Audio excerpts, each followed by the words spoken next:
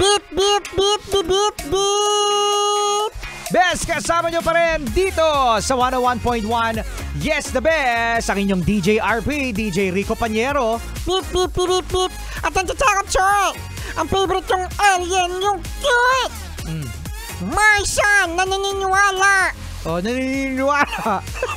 Naniniwala sa kasabihan Na?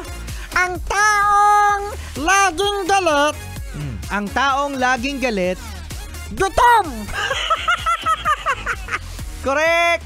Tama ka dyan, Martian. Ang taong laging galit. Laging gutom.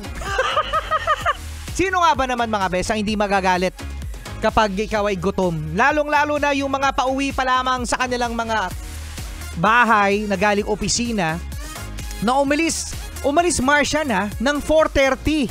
4:30 umalis sa office. Ano yan? Under time.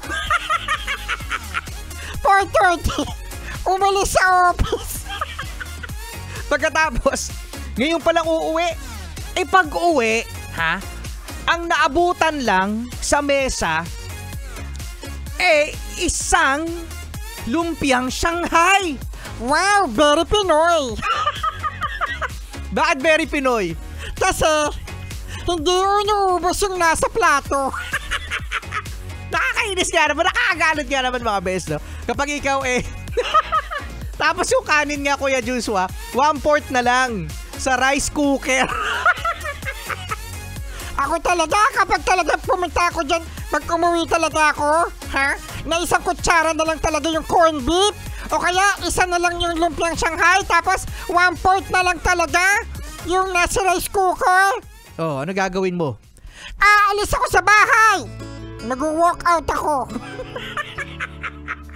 Hindi nga. Talaga? Saka matutulog. Ayaw nga, no? Joke lang, kakain ako syempre. Gutom eh. You are the one, girl. You know that it's true.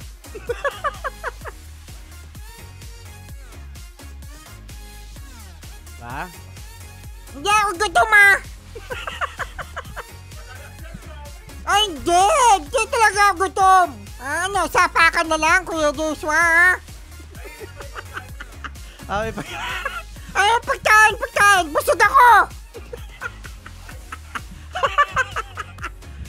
kahit kahit busog, mainit ang ulo Diba? Lakas baka migraine. Oo, correct. Wala ka pa, Joshua. Ay.